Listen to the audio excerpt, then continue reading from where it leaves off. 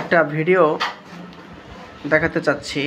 আফরিন, বয়স হলো 23, প্রবলেম হলো নেজাল অবস্ট্রাকশন অ্যান্ড হেডেক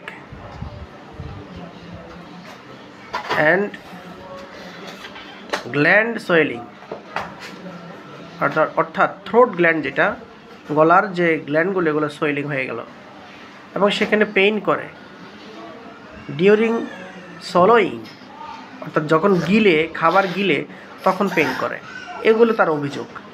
আমি আবার বলছি, নেজাল অবস্ট্রাকশন, নাক বন্ধ এবং পেইন করে না নাকে, হেডেক, মাথা ব্যথা করে সবসময় না, মাঝে মাঝে, এবং গ্ল্যান্ড, যে গলার দুই পাশেই তো গ্ল্যান্ডগুলো ফোলা, দুই পাশে না, দুই পাশে ফোলা এবং ব্যথা করে। এগুলো হলো তার চিফ কমপ্লেন, প্রধান অভিযোগ। তো গদবাধা চিকিৎসা করলে তো চলবে না,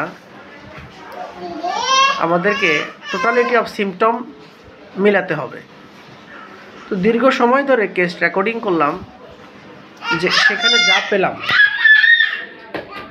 এই যে জেনারেল সিমটম থেকে শুরু করে বেশ কিছু লক্ষণ পেলাম। তো আমার কাছে খুবই ইম্পর্টেন্ট মনে হলো যে সালফার বা ব্রিমস্টোন মেডিসিনটা তার জন্য প্রযোজ্য। কিন্তু কেন? কারণ হলো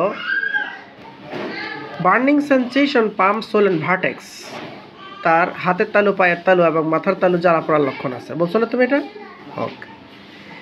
এবং সেকেন্ড ইম্পর্টেন্ট সিমটম হলো স্টুল আর্জিং রাইজিং আফটার, অর্থাৎ ঘুম থেকে ফজরে যখন সে উঠে তখন তার স্টুল আর্জিং হয়। এটা কিন্তু সারা বছরই, এটা একটা বড় ধরনের লক্ষণ। এবং হাঙ্গার অ্যাট 10 AM, সকাল 10টার দিকে তার বা 11টার দিকে একটু খিদে পায়, ভালো খিদা পায়, এবং খিদা পেলে শরীর কাঁপে, ঠিক না?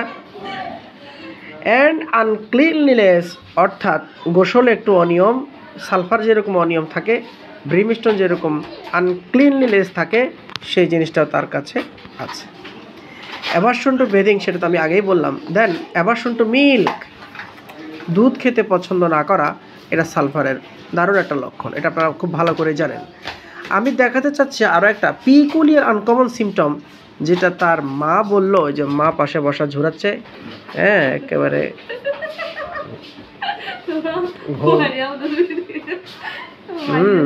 লক্ষণে বললো যে সে যখন ঘুমায়, ঘুমের সময় মুখ খুলে ঘুমায়। বলছেন না কথাটা?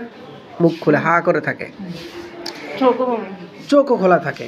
তাহলে আমরা দেখব যে ঘুমের সময় মুখ খোলা থাকা এই লক্ষণটা সালফার কভার করলো কিনা দেখি আসুন। রেপার্টরি, ক্যান্স রেপার্টরি অধ্যায় হলো মাউথ আর রুব্রিক হলো ওপেন।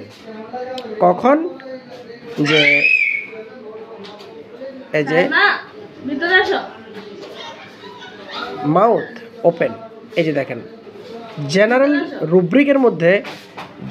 রুব্রিকের মধ্যে sulphur is in the first grade, but slip during কিন্তু এখানে সালফারটা দিল না।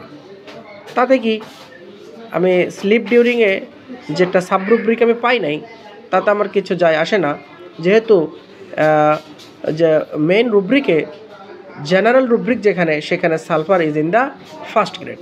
তো সালফারের অন্য লক্ষণগুলো যখন ম্যাচিং হলো, সাথে সাথে এই পিকুলিয়ার আনকমন সিমটমটা ম্যাচিং হলো, ফাইন। এ কারণে আমি সালফারটা তার জন্য চয়েস করতে চাচ্ছি। ক্যালকেরিয়া কার্ব নয়, বা ক্যালকেরিয়া ফ্লোর নয়, বা থুজা নয়, বা আপনার ধরেন ক্যালকেরিয়া ফসও নয়, আমি তার জন্য সালফার মেডিসিনটা চয়েস করতে চাচ্ছি। দেখাবো আমার পেশেন্ট ওষুধ খাওয়ার পরে ভালো মন্দ কী হলো না হলো সেটা আপনাদেরকে আমি দেখাবো। Thank you.